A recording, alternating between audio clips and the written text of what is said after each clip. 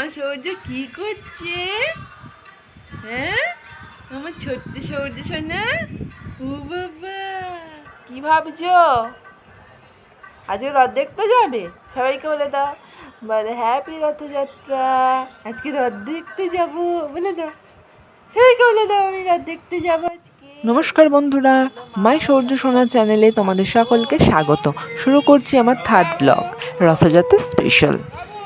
আমার ছেলে সৌর্য তো সকাল থেকেই রেডি হয়ে আছে, অপেক্ষা করছে কখন বাবা আসবে, রথ দেখতে বেরোবো। তারপরে বিকেল হতেই আর ওর তর সইছে না, ওই যে বাবা এসে গেছে, অমনি বাবার কোলে উঠে পড়েছে।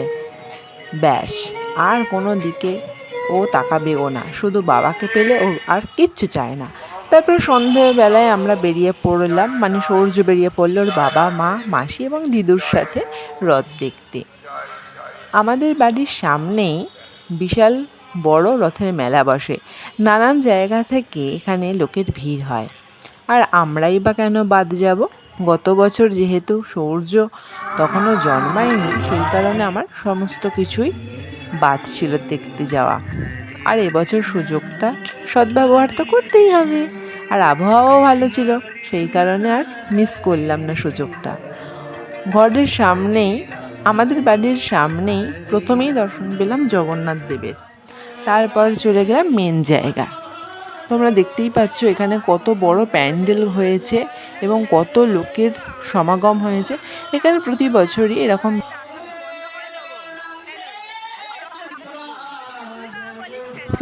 এখানে বিশাল বড় করে প্যান্ডেল হয় এবং বিশাল বড় অনুষ্ঠান হয় এবং এক সপ্তাহ ব্যাপী এখানে খাওয়া দাওয়া, কীর্তন সমস্ত কিছুই হয়।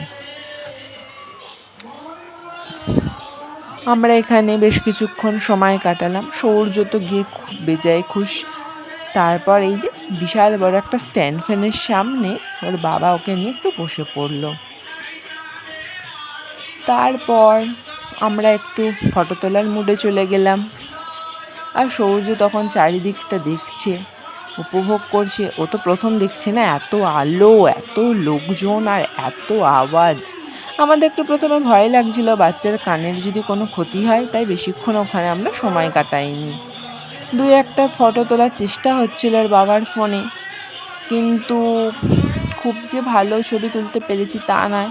আসলে এত জোরে হাওয়া আসছিল যে আমাদের একটু অসুবিধেই হচ্ছিল। এই যে সৌর্য এখন সেলফি তুলতে ব্যস্ত। তারপর আমরা ওখান থেকে বেরোবো, তার আগেই দেখি সৌর্যবাবু ঘুমিয়ে পড়েছে। তাই আরও তাড়াতাড়ি করে আমরা ওখান থেকে বেরোবো বলে ঠিক, কিন্তু ঠাকুর তো দর্শন করতেই হবে। সামনে ওই যে সন্ধ্যারতি হচ্ছে, প্রচুর পরিমাণে ওখানে ভিড় হয়েছে, জনসমাগম হয়েছে, ওইখানটা তো যেতেই হবে। মা আর বোন তাড়াতাড়ি চলে গেল, মানে সৌর্যর মা নয়, সৌর্যর দিদা আর মাসি ওখানে গেল, গিয়ে একটু সময় কাটালো, ওখানে আরতিটা দর্শন করলো। তোমরা দেখতেই পাচ্ছ সেই আরতির কিছু ঝলক। সত্যি জগন্নাথ দেবের এই আরতি বা এই পূজা অর্চনা দেখলে মন জুড়িয়ে যায়। সবই কৃষ্ণ, সবই কৃষ্ণের লীলা।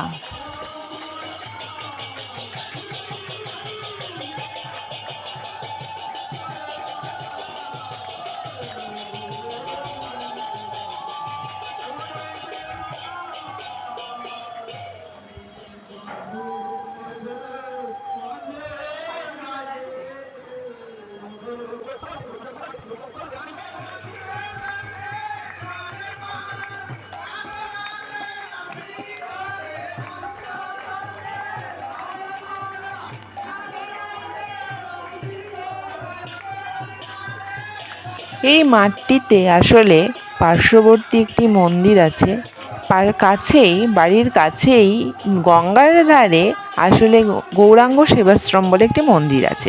ওখানেই জগন্নাথ দেবের রথটি সারা বছর সজ্জিত থাকে এবং ওখানকারেরই মন্দিরের জগন্নাথ দেব কে নিয়ে আসা হয় রথে করে এই মাঠটিতে, আর এখানেই রথের আসর বসে।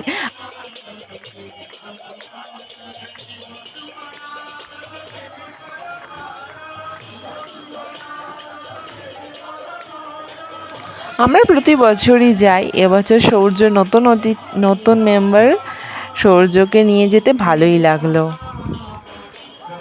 তারপর ওখান থেকে আমরা বেরিয়ে পড়লাম।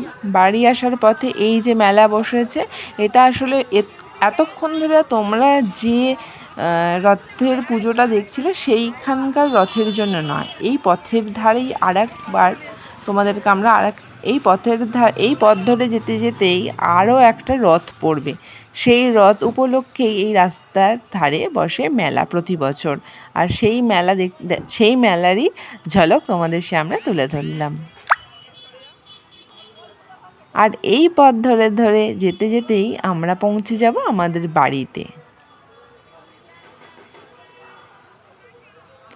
ফুচকা তো বাইরে বেরিয়েছি, খেতেই হবে, তাই ফুচকাও একটু খেলাম। আর ওই যে সূর্য তখন ঘুমোতে ঘুমোতে ওর বাবার কাঁধে চড়ে যাচ্ছে।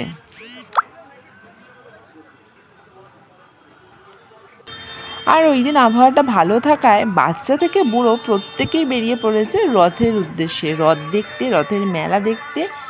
ভীষণ ভালো লাগছিল আলোর রোশনাইয়ে, এবং সমস্ত কিছু রঙিন, চারিদিকে যেদিকেই তাকাচ্ছি শুধু রং আর রং।